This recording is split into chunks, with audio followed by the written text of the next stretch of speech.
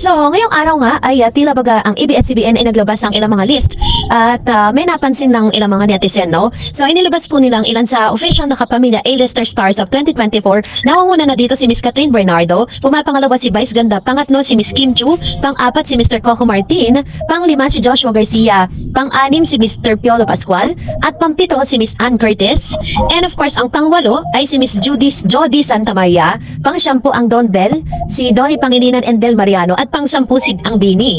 So napansin ng ilang mga netizen na tila baga nilaglag ng ABS-CBN ang pangalan ni Daniel Padilla bilang isa sa mga A-lister star. Alam niyo po kung anong benepisyo ng A-lister? Sila po yung mga nangunguna at highest top earning artist po nila dito po sa ABS-CBN. Which means, laglag si Mr. Daniel Padilla na kung saan dati po pumapangalawa siya pagkatapos ni Miss Catherine, pangalawa si Mr. Daniel Padilla dahil sa dami po ng mga endorsement po nila during those times na sila pa po ay magjowa ni Miss Catherine. But this time, ang laki po nang nawala at nalugi kay Mr. Daniel Padilla. Una, nawala na po si Catherine sa buhay niya. Pangalawa, yung mga earnings po niya ay hindi maikukumpara sa mga earnings na na-earn niya during those times na kasama niya si Catherine. Kaya naman ito yung mga consequences, no, kung dun sa ginawa niya. But this time, ito na, let's talk about this one dahil magpasok pa lang po ng bagong taon ay tila baga may change schedule na si Mr. Alden Richards dahil karaniwan po kasi si Alden for almost how many years ko na rin po sinusubaybayin yung buhay ni Alden Richards is kapag po papasok na po ang bagong taon, kadalasan nasa US na po siya, doon na po siya nagsiselebrate at doon na talaga niya nag-i-spend yung kanyang New Year. But this time hindi, dahil dito po siya sa Pilipinas during the New Year's Eve, no, kasama niya yung kanyang pamilya, tapos lumuwas na sila, pumunta sila ng US kinabukasan na ng January 1, which means na talagang nagkaroon po ng change of schedules.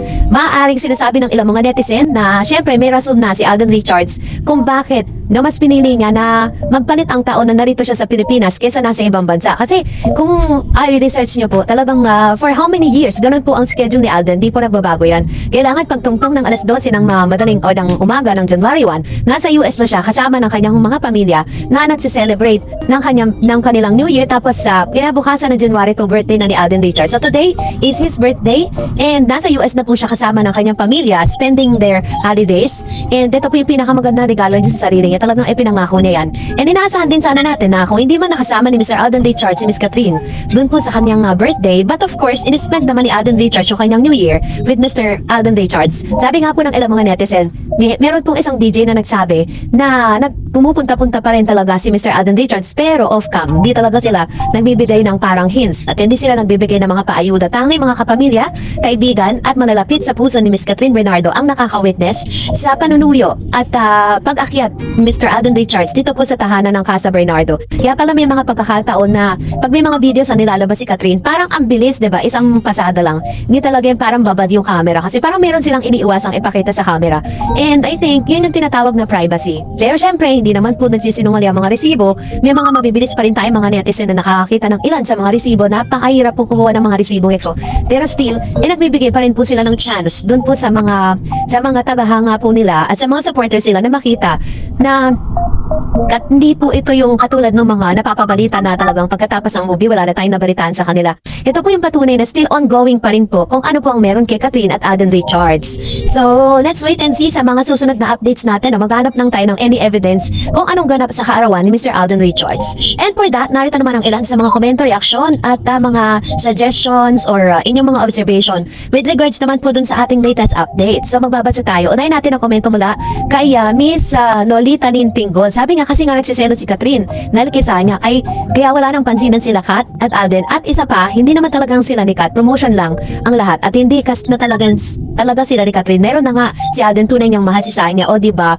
Kung yan po yung paniniwala ninyo, wala tayong magagawa, diba? Kung yan po yung pinaniniwalaan po ninyo, kung yan po yung talagang magpapasaya sa inyo, why not?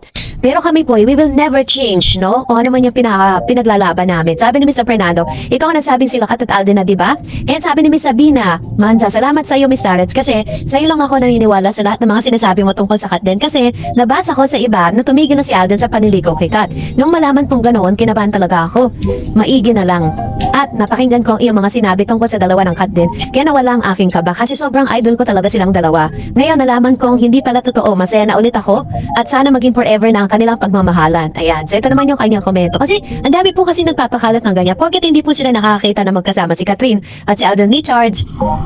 Hindi naman natin kasama 24 oras, 48 hours, si Catherine at Alden, diba? Hindi naman natin nakikita kung ano po yung talagang tunay na ganap sa kanila. Pero isa lang ang pinaniniwalaan natin that Alden Richards and Catherine Bernardo is not just for a promo. Kung nakita naman natin kung paano alagaan at maging ang mga kaibigan ni Miss Catherine, sa kanila po talaga mahahalata. Sabi ni Miss Geraldine Pobilian, naalala ko yung sinabi niya sa isang interview na mas gusto niya yung walang nakakaalam sa relasyon niya. Tapos, nalalaman na lang, kakasal na.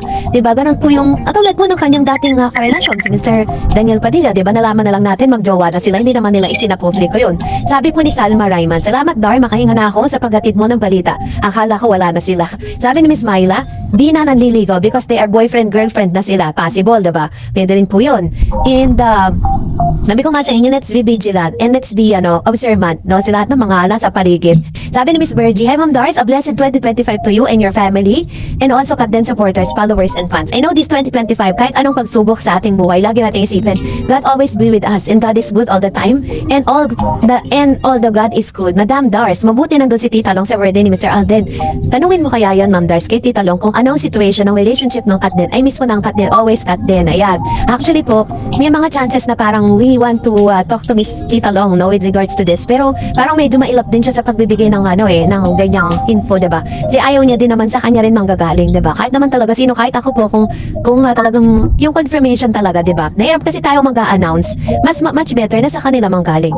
Sabi ni Miss Kinaya Estralones, huwag maniwala sa mga sabi-sabi dahil may gusto manira sa kanilang relasyon. Hayaan na lang ang panahon na sila mismo magsasabi. As of now, we are waiting the good news about them. Ayan. Thank you, Ma'am Kinaya Estralones. Tama naman siya, diba? Kung tayo masyadong magpabuto or maging gullible dun sa mga kumakalat na mga news about that, not unless na talagang may isinapubliko na nila na si Tisoy ay hindi naliligaw, si Tisoy ay ganito, pero wala talaga silang sinasabi. Sabi ni Miss Melina Tamisin, Aden will not or never would send those nonsense news. He will never destroy his dignity and the truths of Kat's parents. Have faith and don't believe to those who try to destroy Katden, and one of them is a fan of their cheater who is using that. He's a fan of Kat, but a big no. His name is Naivara Lopez. Ay nako, grabe po. Namaya we are going to talk about those mga posts sa ex, grabe. Yung mga pinapalabas niya, at talagang sinisiraan niya ng bongga tong si Miss Catherine Bernardo. Di ko alam kung ano po nakain itong si Naivara Lopez, para po siraan niya. Sabi niya, ang kanyang proclamation that he is Catherine's fans, he's Alden's fans, pero hindi. Sabi ni Miss Excel Stage, dito lang ako na-intriga. Sa Aldenatics Christmas and Thanksgiving party nila, present ang ibang KB bodies lead by Tita Long, kaya posibleng ganun-ganun na lang agad. Maaaring they just taking a break in public but not in private. Ayun. This is gonna be the best words that nakuha natin. Sabi ni Ma'am Shi, taking a break in a public but not in a private. This is the exact words that we can describe the situation of Kathleen. Sabi ni Miss Ana Coritana, daw Miss Tarats, kaya ayaw pa nila umamin kasi di pa nga silang maamin, ang dami ng basher. Pero pag hahawakan ko yung sinabi ni Mr. Luis na nag-guest siya sa Rainbow Rumble na lala sa game pero swerte sa karera at pag-ibig. Ibig sabihin, may alam na din si Kuya Luis. Very true. Napanood niyo po yung kanyang yung kanyang content o yung kanilang game show. Nandun si Alden Richards at napapapikit na lang si Alden sa mga hirit ni Mr. Luis Manzano, diba, during those times. Sabi ni Ma'am Daisy, thank you Miss Stars sa update na ito para i-clear ang issue na ito. Hindi magkakagulo ang mga fans. Happy New Year Miss Stars. Thank you Ma'am Daisy Villanueva sa inyo pong patuloy na pag-join dito po sa ating channel, and of course salamat din po for being part of this channel sa year 2024, and also we will look forward to see you until 2025 this year. Thank you so much Ma'am Daisy. And of course, and that's it for today. For more videos and updates, please don't forget to like and subscribe, and please don't forget to follow my Facebook page, Dar Eds TV. God bless everyone!